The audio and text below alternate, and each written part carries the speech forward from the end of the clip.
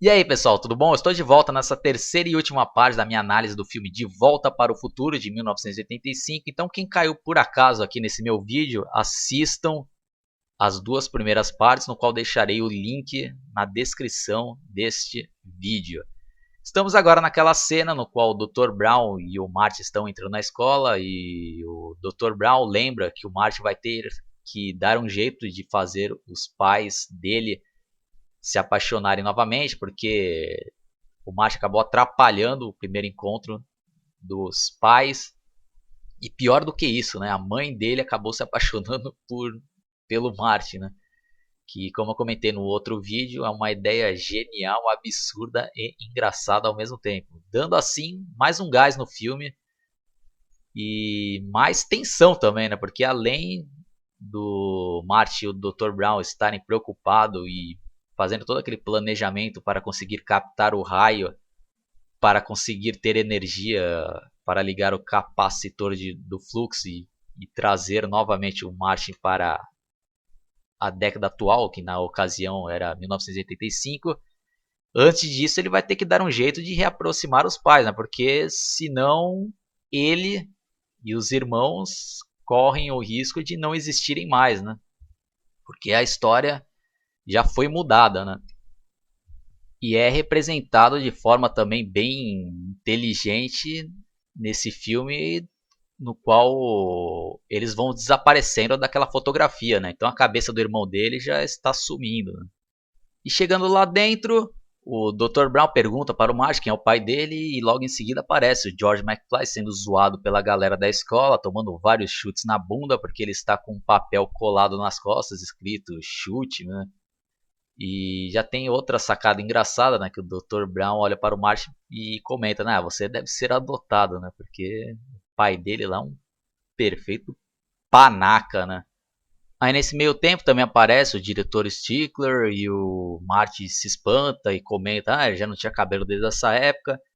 E depois o Marty vai lá tentar trocar uma ideia com o pai dele e tentar apresentar ele para a Lorraine. Só que de nada adianta, né? E fica mais evidente que ela está apaixonada, na verdade, pelo Marty, né? Porque o George lá acaba até pagando um mico, lá vai tentar cumprimentar e é totalmente ignorado, né, por ela. Aí toca o sinal e ela e as amigas vão embora e o Marty fica conversando com o Dr. Brown e decepcionado e não sabendo o que fazer, né? Porque ela não deu a mínima para o pai dele, né? Então o Dr. Brown até fala, né? É mais sério do que eu pensava, né? Na verdade ela está apaixonada por você. E fala lá, insiste, né? Vai ter que dar um jeito aí de reaproximar os dois. E o Martin pergunta, né? Pô, mas o que os jovens da década de 50 fazem, né? E o Dr. Brown comenta, né? E pergunta pra ele, pô, é seus pais, né? Você não sabe quais que são os gostos deles em comum, né? E ele vê um cartaz do baile que vai ter lá, né? Do Encanto Submarino. E o Martin se lembra que a mãe dele contou, né? Que os dois se beijaram pela primeira vez nesse baile, né? Então, outro objetivo aí do Martin é fazer que os dois vão juntos, no caso, né? Ela e o pai dele no baile, né? Aí depois tem aquela cena do refeitório, no que o Marty vai lá insistir e tentar convencer o George a chamar e convidar a Lorraine para ir no baile. Também acaba descobrindo que ele escreve histórias de ficção científica, mas só que ele tem medo, vergonha de mostrar para as pessoas, nem mesmo para o Marty ele mostra, né? Então é um dom aí que depois a gente vai ver aí que ele tinha esse dom e nunca mostrou para ninguém, né? Então mais uma dica aí, mais outra mensagem legal nesse filme aí que muitos às vezes têm dons aí, ou jeito para algumas coisas boas aí, tem todo um potencial, mas não arrisca, né? Tem medo de ser rejeitado ou criticado, né? Então muitos aí deixam de fazer coisas magníficas por causa do medo da rejeição dos outros, né? Então, mais uma vez aí uma mensagem excelente desse filme. E o Marty continua insistindo para que ele convide ela para ir ao baile, mas só que ele fala, ela não deve querer ir comigo, deve querer ir com ele. E aponta para a Lorraine e o Biff tentando agarrá-la a qualquer custo, né, à força, né? Então o Marty vai lá tentar defender, porque é a mãe dele, né? Sendo jovem ou não, imagine, né? Você vê um cara tentando é, fazer essas gracinhas com a sua mãe aí, né? Então, por isso que é genial, né? Genial essa ideia aí do filme, que eu já falei 1000 vezes, mas tenho que falar 1001 vezes aqui, né? Aí é engraçadão, né? Porque o Marty vai lá tentar puxar ele assim pelo ombro e quando o Miff levanta, o cara é bem maior do que ele. Mas aí também é outra lição, né? Que às vezes o tamanho não é documento, né? Aí quando o Biff vai tentar armar, né, aquele soco, aí justamente chega o diretor e o Biff faz aquela cara também, né, engraçadora, né, fingindo que nada está acontecendo, dando aquela disfarçada, mal disfarçada, né? Então o ator aí mandou bem pra caramba nessa cena. E o Biff até fala pra ele, né, para o Martin, como você é novo aqui, eu vou deixar passar, né? Então, mas vê se fica esperto, né? Próxima vez aí não vai ter essa moleza. E o Martin não desiste e continua perseguindo o pai dele e se falando, né? Você tem que convidar a Lorraine, ela está esperando o seu convite. E o George, eu não vou poder ir porque eu tenho que assistir meu programa predileto de ficção científica na TV, dando aquelas desculpas esfarrapadas. E fala, ninguém deste mundo vai me convencer a ir. O Marty dá uma olhada na fotografia e constata que a imagem do irmão dele já está quase que totalmente apagada, né? Só está aparecendo os pés dele. Então ele tem que correr contra o tempo aí, né? Em seguida tem aquela cena no qual o Martin está com a roupa de proteção nuclear, aquela amarela, e ele pega seu Walkman para molecada de hoje em dia que nem sabe o que é o Walkman, era um toca-fita portátil, né? Era o precursor do MP3 de hoje em dia, né? E ele coloca uma fita cassete do Van Halen e coloca o fone de ouvido no George McFly que estava dormindo e aperta o play, né? E aquela guitarra lá que, pô, pra década de 50 era algo totalmente de outro mundo, né? Literalmente, né? E ele acorda assustado e o Marty está, né? Fazendo todo aquele papel de extraterrestre. E tem também aquela cena não, aquele erro, né? De continuação clássico também desse filme, no qual em uma cena está aparecendo um secador de cabelo, né, que ele coloca na cintura para fingir que é uma arma. Aí corta para a cara do George McFly e quando volta para o Martin, essa arma aí, esse secador de cabelo já não está mais, né? Aí foca de novo na cara do George e quando volta para o Martin, o secador de cabelo volta novamente para a cintura dele, né? Então, quem nunca percebeu isso, na próxima vez que você for assistir, preste atenção aí que tem esse erro de continuação, né? Aí tem aquele diálogo, né, no qual o George pergunta quem é você e ele liga novamente o som, aquele som ensurdecedor, né, do Van Halen e o Marty interpretando, né, um extraterrestre fala silêncio, né, é terráqueo, né, meu nome é Darth Vader, referência ao personagem do Guerras das Estrelas. E o George dá uma olhada num livro de ficção científica e vê, né, uma criatura parecida com ela e começa a acreditar que realmente era um ser de outro planeta, né?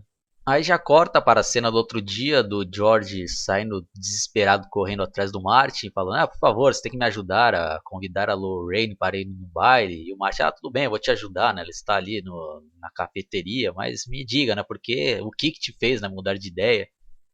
E ele fala, né, que veio o Darth Vader do planeta Vulcano e falou se eu não saísse com a Lorraine ele derreteria meu cérebro, né? E o Martin: tudo bem, tal, mas não vai falar pra ninguém esse papo, né? Fica só entre nós aí, eu vou te ajudar. Aí o Martin meio que carrega, né, o George até a porta da cafeteria e mostra ela pelo vidrinho lá de fora. Ó, ela está ali, né? Entre lá e convide ela para sair. Aí o George, mas eu não sei o que falar com ela. Aí ele, pô, meu, fala a primeira coisa que vier na sua cabeça. E o George, mas não vem nada na minha cabeça. Aí outra fala engraçada. E o Martin, é um milagre eu ter nascido. Aí ele, que?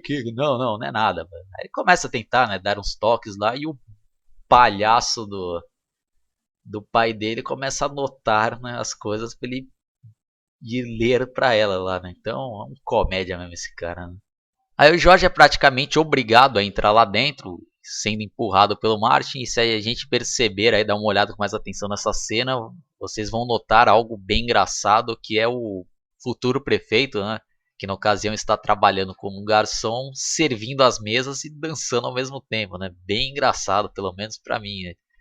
Aí também tem aquela outra cena clássica que o Jorge vai lá no balcão e pede um milkshake e faz toda aquela careta e depois vai lá na mesa da Lorraine ler, né, as coisas que ele tinha anotado e ele fala, eu sou o seu destino. Aí a Lorraine já dá um corte nele, né, que você falou, né? Aí ele já gaguejando todo, aí a Lorraine, eu não te conheço de algum lugar, né?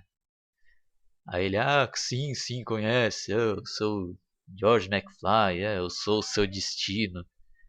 E nessa cena aí a gente percebe que a Lorraine pelo menos tá notando que esse cara existe, né? Pela primeira vez aí no filme, ela está dando mais atenção para ele, né? E ela até curte, né? Isso que ele fala, mas para dar mais emoção aí ao filme, exatamente nesse momento entra Biff e sua gangue, né?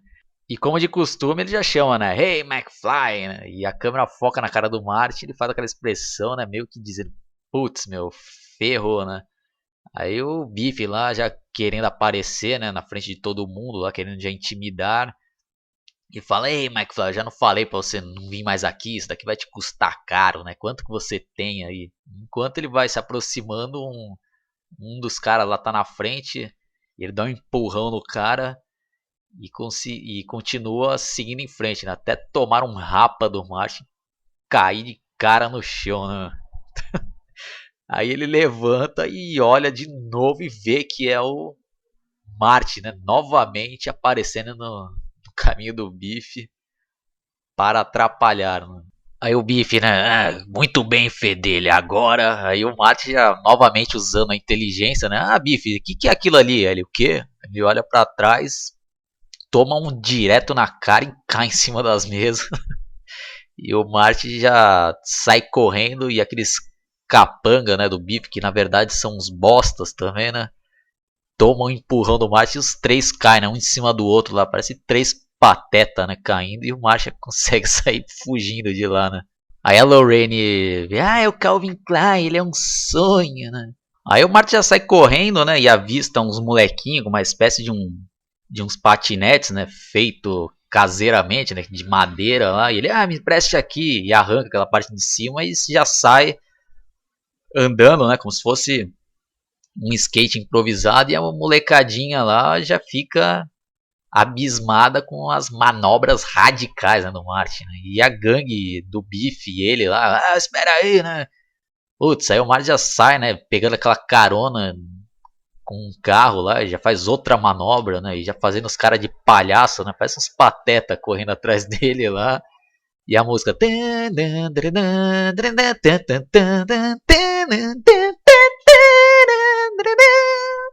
Putz, aí toda aquela emoção, né? Já, aquela parte de ação, né? Característica desse filme aí. Aí o pessoal que tava lá no bar, né? Lorraine e as amigas e mais a galerinha lá, né? Olha o que ele está fazendo, né? Parece uma espécie de uma prancha com rodas, né? Aí o Biff lá e a gangue já entram no carro, né? Vai, vamos pegá-los, né? E nessas manobras que ele vai fazendo, tipo, ele vai tirando faísca também, né? O Martin lá do skate. Aí começa também aquela parte emocionante que os caras alcançam, né? O Martin e querendo atropelar ele com o carro e o Martin vai indo pro lado, assim, fazendo aquelas manobras e o carro vai dando umas batidas, né, no carro da frente enquanto o Martin consegue escapar, né, indo de lado, assim. Aí numa dessas também, um dos carros vai abrir a porta que estava estacionado e o Marty vê e putz, ele já dá aquele pulão lá, né? Faz aquela manobra também e já depois já cai e bate num casal, né? Que estava na rua cheio de documentos, esses documentos tudo voa pra cima e logo em seguida quando ele já levanta, né? Já vem aquele carro deles tentando atropelar e putz, ele ainda consegue segurar, né? No capô e vai sendo carregado para trás. Ele faz também outra manobra também que é magnífica, né? Ele sai andando em cima do capô e dá a volta no carro e pega o skate atrás, né?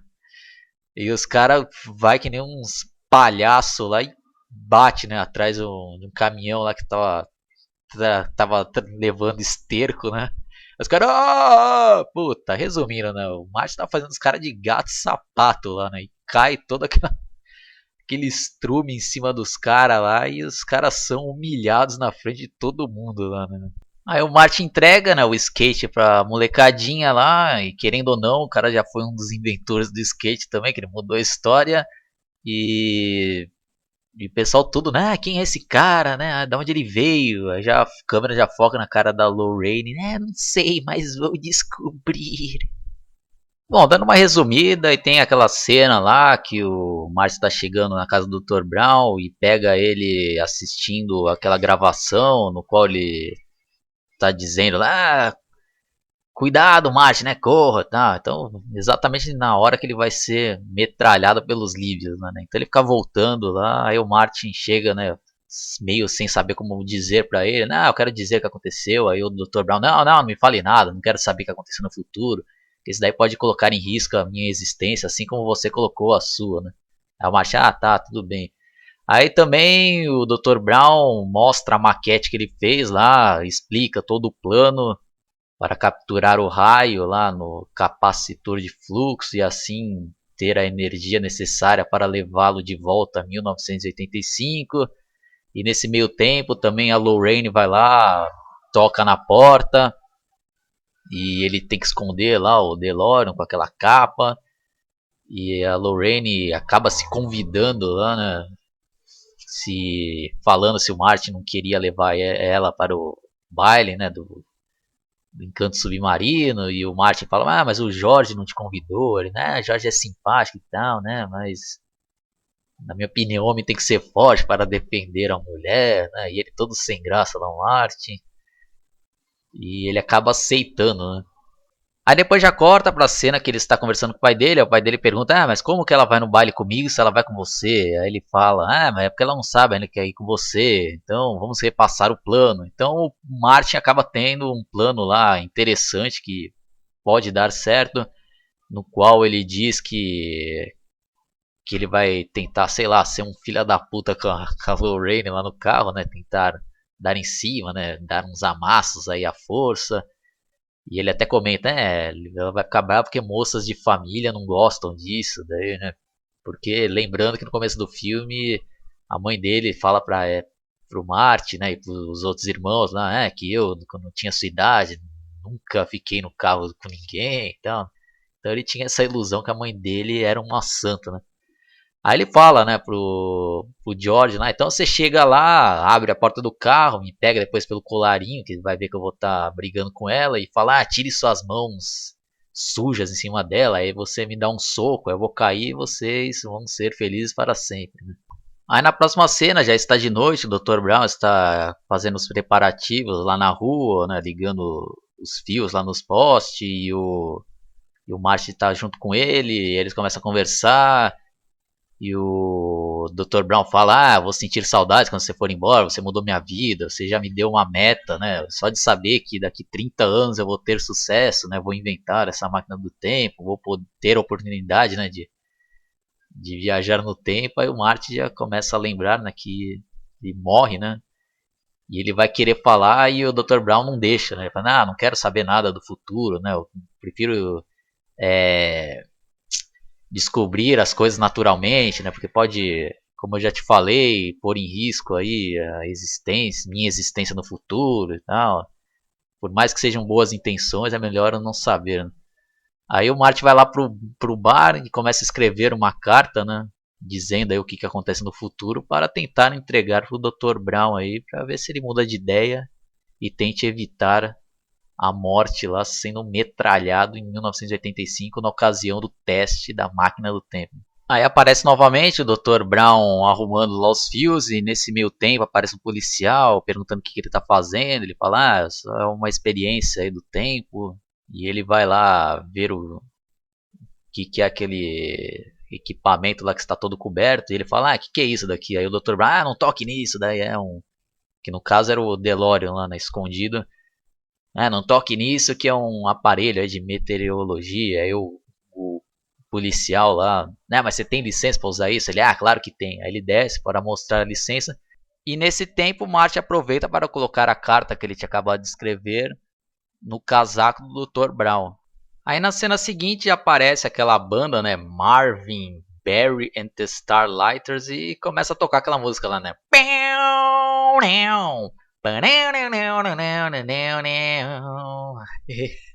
E o pessoal lá, né, todo dançando com seus pares, e a câmera foca no George McFly que está dançando sozinho, né, fazendo aquela dança assim até meio engraçada. Aí depois já corta para a cena do Marty chegando com a Lorraine de carro no estacionamento.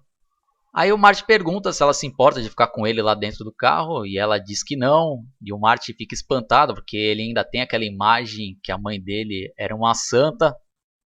E ela fala, por que você está assim, né? Você está nervoso, né? Eu já tenho quase 18 anos, já namorei outras vezes dentro de carro. E ela logo em seguida também já puxa uma garrafinha lá de bebida alcoólica e começa a beber. E o Marty puxa da mão dela e fala, o que você está fazendo, né? E ela, eu roubei essa bebida da minha velha. E ele fala, você não deveria fazer isso. Ela, mas por quê? Porque você pode se arrepender futuramente. E, e ela fala, não seja tão antiquado, né?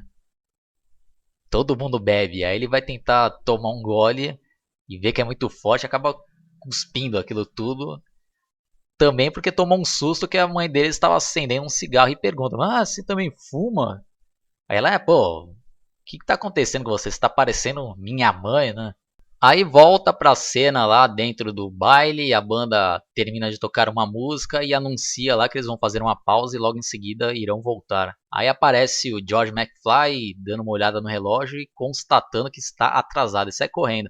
Aí volta de novo lá pra cena do carro, a Lorraine já tirando o casaco e o Martin lá totalmente apavorado, sem saber o que fazer. E ela ainda pergunta, né? Você está nervoso, né? Aí ele, sabe o que é, né? Sabe quando você está numa situação e chega na hora você não sabe como agir? Ela, acho que eu sei, o que fazer no primeiro encontro, né? Ele, mais ou menos isso. E ela vai se aproximando e ela vai, mas eu sei o que fazer, é não se preocupar. E já taca um beijo nele lá. E aí chega o ápice da polêmica, né, desse filme, né, de mãe beijando o próprio filho. E é até interessante que eu cheguei a ver depois acho que até no extras do DVD aí, acho que o roteirista do filme dizendo lá que foi genial essa sacada aí para dar um ponto final, né, nesse relacionamento entre mãe e filho e que teve essa ideia aí, né, de falar, beijar você é como se estivesse beijando meu irmão, né? E Marte, né, fala, isso é perfeitamente compreensível. E realmente, né, acho que foi uma sacada muito boa aí para ela acabar perdendo o interesse sexual, né, com o próprio filho, lá, se a gente for parar para analisar friamente. Então, concordo aí com ele que foi uma jogada de mestre aí, né, um desfecho bom, né, para esse lance aí do filme. Aí a Lorraine comenta, acho que tá vindo alguém. Aí abre a porta do carro, é o Biff, né, que puxa o Marge pelo colarinho e fala, escuta aqui, você me deu um prejuízo de $300, seu desgraçado. Agora eu vou quebrar sua cara, né? E joga ele pros capanga lá, e os capanga segura ele. E a Lorraine vai querer se meter lá, Biff, deixa ele em paz, você está bêbado. Aí ele, ora, olha quem está aqui. Aí o Biff já entra lá no carro já, né? Pra dar uns amassos nela à força lá. E ele, deixa ela, seu canalha, o Marty lá, né? Aí os capanga lá não deixa, né? Prende ele e um dos capangas, que é o cara lá do Titanic, lá como eu já tinha comentado, dá um murro na boca do estômago do Marty. E os caras levam ele lá e prende ele dentro de um porta-malas de um carro. Só que logo em seguida já aparece já, né, um dos caras da banda e falou: o que você tá fazendo com o meu carro? Aí os capanga lá do beat, fica na sua, o criolo, né? Tipo, até na dublagem eles falam isso. Putz, aí depois já sai do carro a banda inteira, né? Um dos caras fumando, né? Os caras já mó cara de barra pesada. O cara, quem você está chamando de criolo, né? Aí os caras, não, não sei o que lá, e sai correndo, né? Aí os caras da banda escutam, né? O Martin lá de dentro do porta-malas, né? Pedindo ajuda. E o cara vai tentar abrir e ver que tá sem a chave. E o Martin fala, a chave está aqui dentro, né? E o cara, pode repetir, né? As chaves estão aqui dentro. Aí de novo já corta lá para aquela cena no estacionamento e aparece o George vindo correndo, porque estava atrasado para dar prosseguimento ao seu plano. E ele abre a porta do carro e começa a apontar lá e fala: tire as mãos sujas de cima dela. Aí ele acaba se ligando que quem está lá dentro do carro não é o Marty, né? É o Biff e ele já fica assustado. Aí o Biff, você bateu em porta errada, McFly, né? Aí a Lorraine, me ajude, George. Aí ele, tire as mãos de cima dela. Aí o Biff fica mais nervoso ainda. Você pediu, McFly. Aí ele sai do carro. Aí o George vai tentar dar um soquinho lá, né? Fraquinho na barriga dele. E já toma ali uma chave de braço, né? E já quase já quebrando o braço do George. E a Lorraine, pare, Biff, você vai quebrar o braço dele. Aí de novo a cena já corta lá pros caras da banda tentando arrombar o porta-malas. E quando ele consegue abrir, o guitarrista lá, ele acaba cortando a mão, né? Aí o Martin sai lá de dentro, agradece os caras da banda e sai correndo lá para o estacionamento. E nisso o Biff continua quase arrebentando o braço do George. E aí a Lorraine vai lá tentar ajudar, né? Largue ele! E o Biff com a outra mão dá um empurrão na Lorraine. Aí o George fica furioso e fecha a mão esquerda e dá-lhe um cruzado, né, na cara do Biff. E o Biff cai nocauteado, né, no chão. E ninguém acredita, né? Nem ele mesmo está acreditando que conseguiu enfrentar o seu carrasco, né, que fazia ele de marionete, né, durante o filme inteiro. Aí depois disso a Lorraine começa a admirar o George, enxergá-lo de outra maneira, acho que conseguiu despertar ali uma paixão nela. E ele chega lá falando, você está bem, né, e ajuda ela a levantar. E todos lá começam também a enxergar o George como o cara que enfrentou e nocauteou o Biff. Então ele já mudou a história dele, né? Mudou a história. O cara que foi sendo zoado, zoado, até que no dia que ele reagiu lá, ele conseguiu reverter a situação pro lado dele, né? Favorável pro lado dele.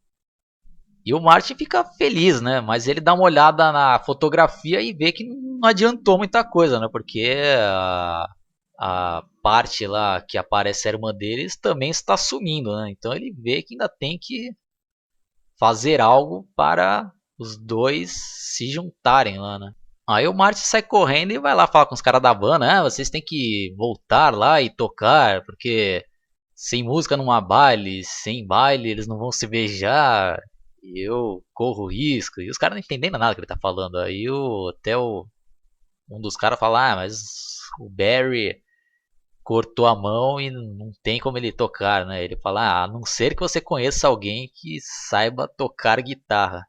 Aí a câmera já foca na guitarra, né, do Martin McFly e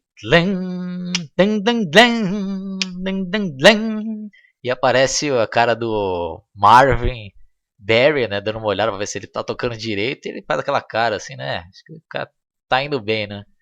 E é interessante que os detalhes que eles fazem aí, né? Tipo, eles fazem uns acordes aí que não tá totalmente perfeito. É como realmente se fosse um cara tocando de improviso lá, né? Pelo menos essa é a impressão que eu tenho, né? Aí o vocalista anuncia lá, né? Essa daqui é para os apaixonados aí. Her angel,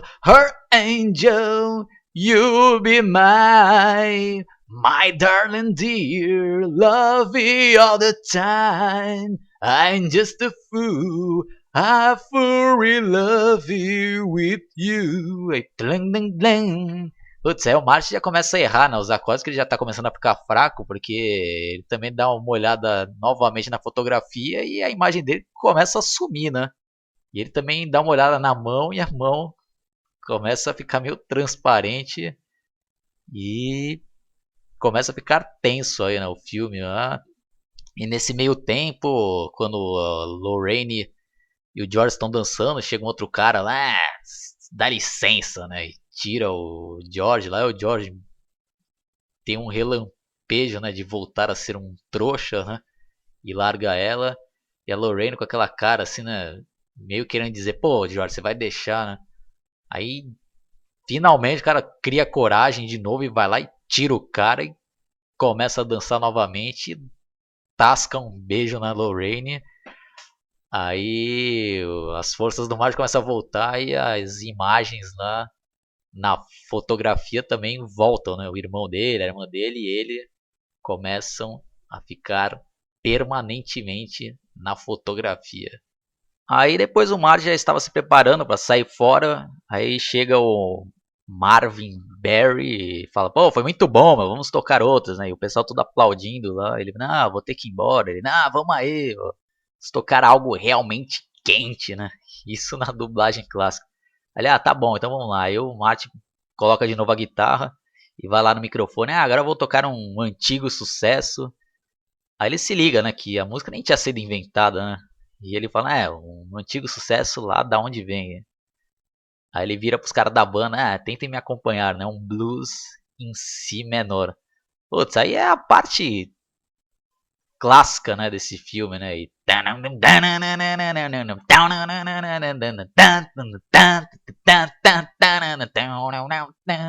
Deep down, Louisiana, close to New Orleans. We're back to in the Wolverine Money Evergreen. The stole the cabin made it from the heart to wood. The living country by name be Johnny Be Good.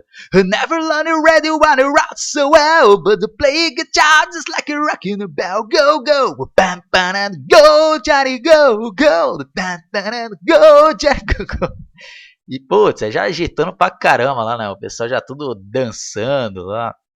Aí já tem outra sacada genial nesse filme, que aparece o Marvin indo lá fazer um telefonema e falando lá, Chuck, aqui é seu primo, Marvin, lembra daquela batida que você estava procurando? Dá uma escutada. Aí coloca o telefone lá para ele escutar a banda tocando.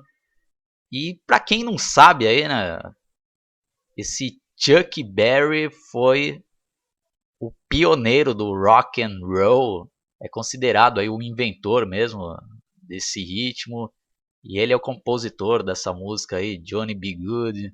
Então, eu vou até deixar o link aí para quem gosta de música, de rock aí, é legal vocês conhecerem aí. E o Martin, né, faz todas as referências a vários guitarristas, né, inclusive o Chuck Berry, aquela dancinha que ele vai tipo indo para frente com o pé assim, né, indo com um pé e outro, tipo, colocando pra frente, assim, né? Pela imagem vocês vão saber aí do que eu tô querendo dizer. Aí tem referências a Van Halen, né? Fazendo Two Hands, Jimi Hendrix, né? Tocando atrás das costas, né? E, putz, aí ele já começa a exagerar nos solos lá, né? O, o Marty McFly, né? Putz, já chutando o amplificador, né? Então, tipo, ele tá fazendo um resumo da história do rock and roll que vai acontecer, né? Então, uma das ideias aí iniciais, né, dos roteiristas, né, até ouvindo um documentário eles comentando que eles queriam dar um jeito de fazer que o Marty McFly fosse o inventor do rock and roll, né? Então, ele voltando no tempo lá e tocando essa música aí na frente do Chuck Berry, então isso quer dizer que ele inventou o rock and roll aí, né? Pelo menos nesse universo aí do De Volta para o Futuro. Aí o pessoal fica todo espantado lá, né? Até os caras da banda não entendem. Aí ele fala: vocês não estão preparados para escutar isso, mas seus filhos vão amar, né? Aí ele já vai embora, né? E outra coisa que eu esqueci aí de citar é que enquanto eles estavam dançando lá, Johnny B. Good, já veio um pessoal lá da classe falar com o George. Eu fiquei sabendo que você nocauteou o Bill. Que tal você se candidatar à presidência da escola? Então já cai naquilo que eu comentei já anteriormente, que às vezes uma ação pode mudar totalmente o futuro de uma pessoa, como foi o caso aí do George. Aí quando o Marty estava indo embora, ele acaba encontrando a Lorraine e ela fala: achei muito interessante, né, sua música. Ele: tá. Aí ela: você se importa se o George me levar pra casa? Aí o Martin, né, fica até contente. Não, não, claro que não, pô. Tinha uma intuição aí sobre vocês dois. E aí chega depois o George também agradecendo o Martin: nunca vou esquecer os conselhos que você me deu. Aí o Martin, quando tava indo embora: só mais uma coisa aí. Quando vocês tiverem filhos e um deles, quando tiver 8 anos, colocar fogo acidentalmente no tapete da sala, não sejam muito severos com eles, né? Aí corta pra cena que o Dr. Brown está fazendo os últimos ajustes lá. E ele fala, né? Droga, cadê esse garoto? Aí finalmente aparece o Martin. Aí o Dr. Brown lá: pô, você não tem noção do tempo. Ele: calma, doutor, eu só tava trocando de roupa porque eu não ia voltar com esses ternos caretas, né? Deu tudo certo lá. Meu velho enfrentou o Biff, nocauteou ele nunca tinha feito isso. E mostrou a fotinho pro Dr. Brown. O Dr. Brown viu e constatou, né, que a imagem dos três lá tinham voltado. E perguntou: ele nunca tinha enfrentado? Aí ele: não, por quê? Não, não é nada, não é nada. Vai logo, vamos lá. Aí começou lá, das explicações pro Martin, mostrou lá o relógio, um despertador que ele colocou lá, que quando começasse a despertar ele tinha que arrancar com o carro, e ajustou também lá a data e o horário que ele ia voltar lá para 1985. E nessa daí o Dr. Brown percebeu e a carta, né, que o Martin tinha colocado lá no casaco dele, fala: eu já te falei que eu não quero saber nada sobre o futuro, e rasga lá o negócio. Aí o Martin: não, mas precisa saber. Ele: já falei já que pode colocar em risco. Mas é um risco que tem que cometer, sei o que lá, tá, dando uma adiantada aqui, também não vou ficar nos mínimos detalhes. É mais fácil é depois você rever a cena ainda. Então, aí depois a extensão lá de um dos fios lá acaba soltando, né, com um raio que cai lá na árvore. Aí o Dr. Brown: vai indo lá, mágica, eu vou dar um jeito. Aí ele sobe lá na ponte e tenta colocar lá novamente o plug. E quando ele consegue puxar e colocar o plug lá, solta lá embaixo. Putz, aí ele tem que descer lá embaixo no cabo de aço lá. Isso numa tensão total, né? Que cada vez que o tempo vai correndo, ele pode perder lá. E quando o Marty está para ligar o carro começa a pifar e não liga, né? Parece que nada vai dar certo lá, né? Um monte de imprevistos estão acontecendo. Aí ele tenta e o carro não liga lá. Ele dá uma cabeçada no volante e acaba pegando o carro, né? Putz, aí acelera. Aí nisso daí acaba dando certo, né? Que o Dr. Brown consegue ligar lá a extensão exatamente, acaba tomando um choque e o carro consegue passar no exato momento lá que tinha que passar. E a viagem no tempo é bem sucedida. Aí o Dr. Brown lá tudo contente: deu certo, não sei o quê. Aí corta para Hill Valley em 1985, um helicóptero sobrevoando. Então já fica bem claro aí que já estamos já na década de 80. E a câmera vai focando num mendigo que está dormindo em um banco lá da praça, coberto de jornais, quando de repente uma batida lá e a gente vê o DeLorean entrando, né, dentro da Assembleia de Cristo lá, uma igreja. E o mendigo lá fala: pô, malditos bêbados. E uma coisa aí que eu acabei lendo em algum lugar, eu não tive saco depois pra conferir, mas dizem que esse mendigo aí é o prefeito da década de 50, né, que é mostrado lá em um daqueles cartazes, né? Então, não sei de dizer, né? Então, quem tiver saco aí para rever aí e confirmar isso, deixem aí seus comentários. E lembrando aí que eu esqueci de comentar que o Martin, quando ele estava em 1955 lá, prestes a fazer a viagem do tempo lá para voltar para a era dele, ele teve a ideia de ajustar lá o relógio para voltar 10 minutos antes, né, dos acontecimentos lá, para tentar avisar lá o Dr. Brown para escapar, né, do tiroteio lá, do fuzilamento pelos líbios, né? Então, quando ele vai tentar ligar o carro já em 1985, o carro de novo não pega e nesse meio tempo passa a Kombi, né, com os líbios do lado dele, né? Então é uma ideia também bem legal. Aí ele se liga, né? Ah, caramba, e tenta sair correndo lá.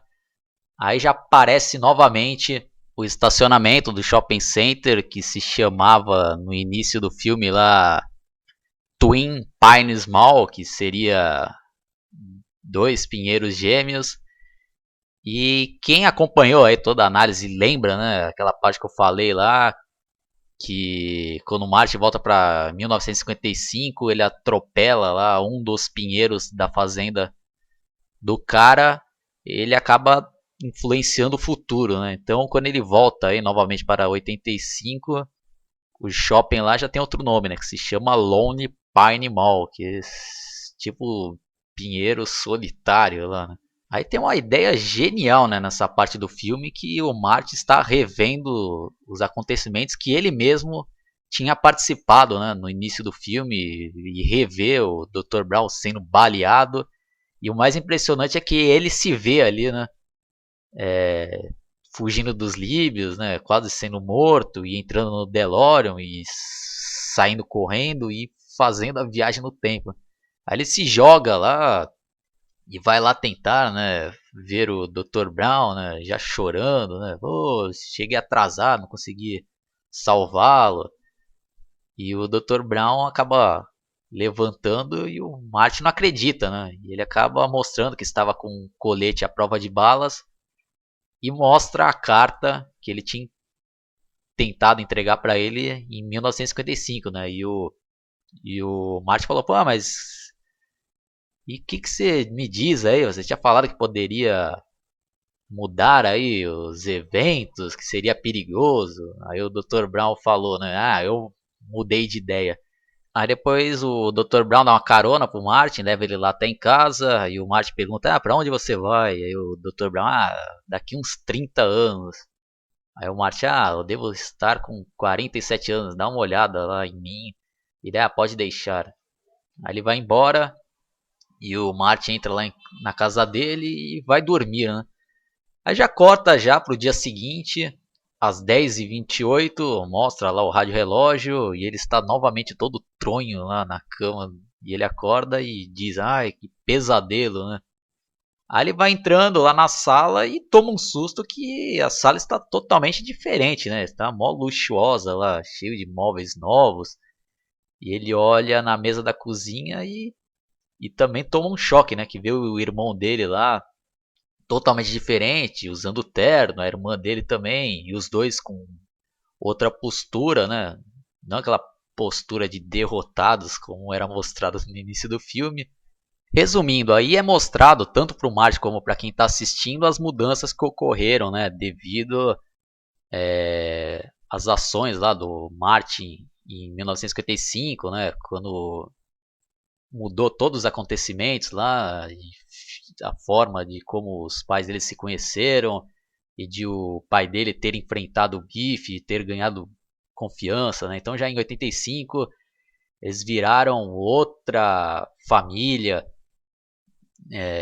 no modo, né, de dizer assim, de ser pessoas bem mais confiantes, vencedoras. O irmão dele lá virou outra pessoa, né? Não aquele bobão que é mostrado no começo do filme. O pai dele então nem se fala. O cara já bem mais confiante, a mãe dele também bem mais alegre. E o Biff virou o capacho da família, tendo que trabalhar lá, encerando o carro do George. E o George ainda vai lá e dá uma dura nele. é pra dar duas mãos, né? Você já deu duas mãos? Ele, quer dizer que não sei, eu ia começar a segunda mão, né? Então o cara virou um perfeito imbecil, né? Esse bife aí. Então, essa também, como eu já falei aí durante todo esse meu podcast, que as ações aí podem transformar o futuro das pessoas, né? Tanto da gente como de outras pessoas, né? Que fiquem a lição, né? Então, tem ocasiões aí que a gente tem que enfrentar e não se acovardar e ter vergonha aí de lutar e mostrar o nosso potencial, né? E também é mostrado lá que o George acabou se tornando lá um escritor famoso de contos de ficção científica.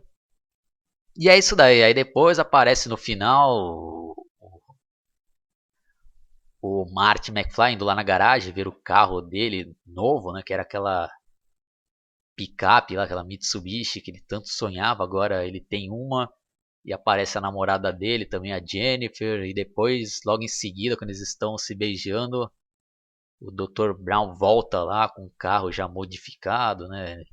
E pegando um novo tipo de combustível, que no caso são lixos, né? Casca de banana, latinha de cerveja, e joga lá. E fala lá pro Marge, você tem que vir comigo, né? Tá acontecendo algo lá no futuro. Mas o que tá acontecendo? Não é com você, é com seu filho, né? Com o seu.